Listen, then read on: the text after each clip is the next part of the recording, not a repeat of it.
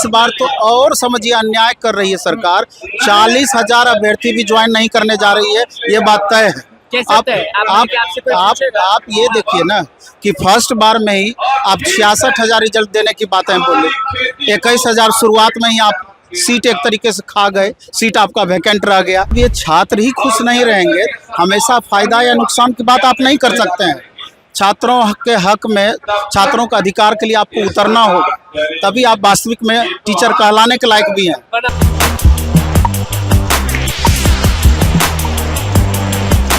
नमस्कार, मैं हूं अनुकुल तिवारी और आप वॉइस आप देख रहे हैं। देखिए, लगातार हम दिखा रहे हैं आपको बीपीएससी टीआरई 3 के जितने भी शिक्षक अभ्यर्थी उनका क्या डिमांड है। आज का दिन बहुत बड़ा है, लेकिन अभी तक कुछ हुआ नहीं। कहने को तो लोग कह रहे हैं कि 2 बजे के बाद, 2 बजे के बाद, 2 बजे के बाद, लेकिन क्या होगा वो किसी को पता नहीं।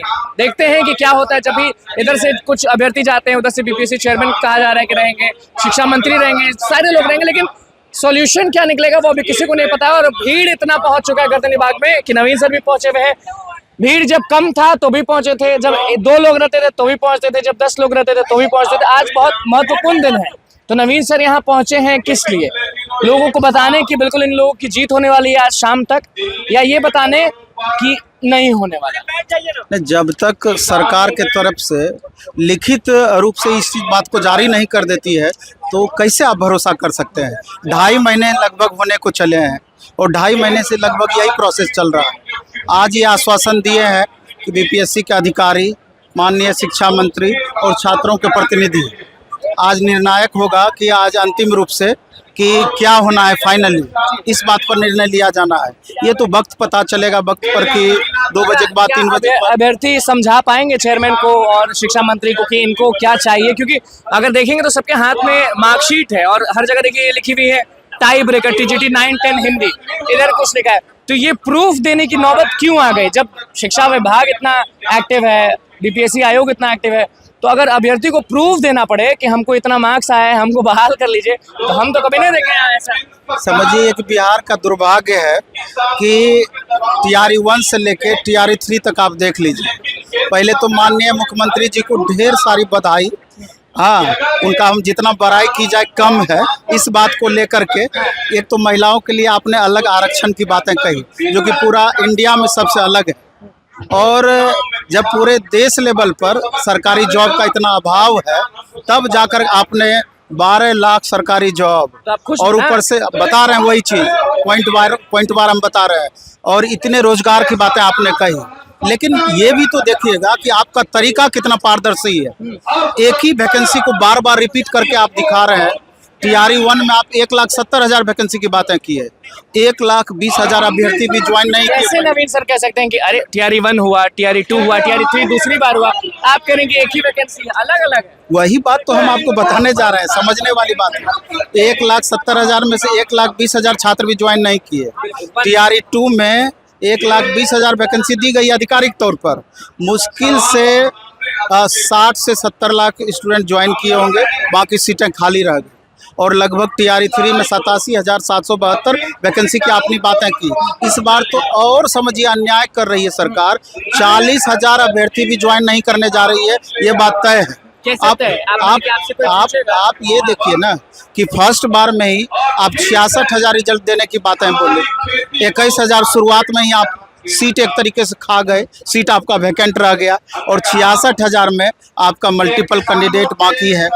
इसके बाद जो वेरिफिकेशन प्रोसेस के कारण आगे चल करके जो छात्र बाहर होंगे वो अलग बाहर होंगे। मल्टीपल में इसके अलावे जो कॉम्बिनेशन में अभी भी बहुत छात्रों का प्रॉब्लम है, डोमिसाइल गलत बना करके आ रहे हैं। आप पूरा आंकड़ा देखिए ना, मुश्किल से आपका 40,000 सीट भी भरने नहीं जा रहा है, और दावा आप इतना बड़ा ठोक रहे हैं।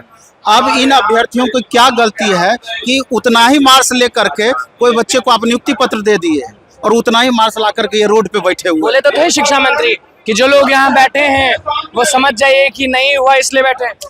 नहीं, आप तो सदन में डायरेक्ट इन सब बच्चों को झूठा साबित कर देते हैं कि ये लोग क्वालिफाई नहीं कर पाए, जबकि ये सब प्रमाण लेकर के बैठे हुए हैं कि जितना आप कट ऑफ बच्चों का गया पूरा का पूरा मार्क्स लाए हुए हैं। आपका तो 39 ही कट ऑफ आपने तय किया, इससे दुगुना से ज्यादा इनका मार्क्स है, फिर भी बैठे हैं। फिर भी यहाँ पर बैठे हुए हैं। और सबसे बड़ा अन्याय तो आप तब करते हैं जब मानसिक रूप से साइकोलॉजिकली बच्चों को आप प्रताड़ित करते हैं। आपने पीजीटी गेस्ट टीचर के मामले में देख लीजिए, 6 सब्जेक्ट में इस तरह का खेल खेले आपने कि आप रिजल्ट जारी कर दिए, बाद में पता चला कि हमको तो गेस्ट टीचर को भी एडजस्ट करना था और तब जाके इन लोगों को आपने बाहर कर दिया।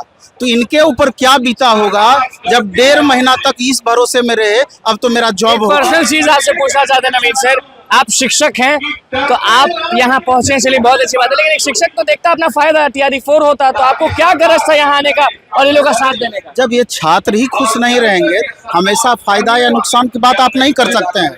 छात्रों के हक में, छात्रों का अधिकार के लिए आपको उतरना होगा, तभी आप वास्तविक में टीचर कहलाने के लायक भी हैं। वरना नहीं। कैसे हो? जब यही छात्र आपका खुश नहीं है तो किस हक से आप वीडियो बना करके अधिकार पूर्वक इनको कोर्स आप बेचने की बात बोलेंगे? किस हक से? नहीं। लेकिन आज का जो स्थिति है, आज जिस हिसाब से शिक्षा मंत्री के द्वारा आश्वासन दिया गया है, हम लोग देखते हैं कि आज फाइनली क्या होता है। क्योंकि पिछले दिन 3-4 दिन पहले आज का डेट इन लोगों को दिया गया था कि बीपीएससी के प्रतिनिधि, पहले ये लोग गए घर, आवाज का घेराव किया, उसके बाद बुलाया गया, ऐसे नहीं बुलाया, घेराव के बाद बुलाया। नहीं, जब उनको लगने लगा कि अंतरात्मा की आवाज जब बाहर निकलने लगी कि कल जाकर के हमारे बच्चों के साथ भी ऐसा हो सकता है, तो इस तरह का मल्टीपल रिजल्ट्स जो डेटा मांग रहे हैं, तो डेटा है आप लोगों के पास कि मल्टीपल रिजल्ट्स का इतना डेटा है? सरकार डेटा देगी, किन लोगों से डेटा मांगेगी? हाँ, बोलते तो है कि आप मल्टीपल रिजल्ट्स का डेटा ये लेके बच्चे आइए। डेटा देंगे, उनको पता नहीं है, उनको नहीं पता है। बीपीएससी आपके अधीन है, सारा कुछ आपके जिम्मे है, शिक्षा विभाग आपके अधीन है, और डाटा इन लोगों से आप मांग रहे हैं। ये तो आप मजाक बना करके रख दिए हैं। क्या समझे, आज रात तक कुछ होने वाला है या फिर सारे लोग उदास घर लौटने वाले? नहीं, कैसे हम समझेंगे कि कुछ होने वाला पॉजिटिव है कि नेगेटिव है? जब कुछ हो जाएगा तभी तो। आप ये लोग लगातार आश्वासन ही मिलता रहा। हर बार आपके यहाँ लगभग 5 बार शिक्षा मंत्री जी मिले होंगे इन छात्रों से, 5 बार, और हर बार लगता है कि अनभिज्ञ होकर के बात बोलते हैं। और ऐसा है लग रहा है कुछ उनके जानकारी में ही नहीं है। IAS अफसर आप रहे हैं, IPS रहे हैं, पता नहीं कैसे आप IPS बने हैं। तो मतलब कि आप बस इंतजार ही कर सकते हैं? इंतजार ही करना। आज अगर नहीं मिले तो क्या बोलिएगा? नहीं मिले तब तो सामूहिक रूप से देखा जाएगा क्या करना है। जब आप एकदम कसम ही खा लिए हैं, इन लोगों को रोड पर ही उतार दिए हैं, अब इनकी चिंता आपको नहीं रह गई है। आगे तो इलेक्शन भी तो है, इलेक्शन भी तो आगे है, आपको भी तो उनकी चिंता है। लेकिन नवीन सर है, और फिर से हम आपको क्राउड दिखा देते हैं, एक बार कैमरा घुमा दीजिए। ये सारे लोग जो है वो पहुंचे हुए हैं अपने हक के लिए और अपने चीजों के लिए, और साफ बोल दिए हैं कि हमें हमारा हक चाहिए, सप्लीमेंट्री रिजल्ट चाहिए, और अब देखना होगा कि क्या होता है। तो बस यही है, हक के लिए अपने सब लोग लड़ाई कर लड़ रहे हैं। अब देखना होगा कि शाम में, रात में क्या होता है। तो बस समाचार को सब्सक्राइब करें, कैमरा के साथ, धन्यवाद।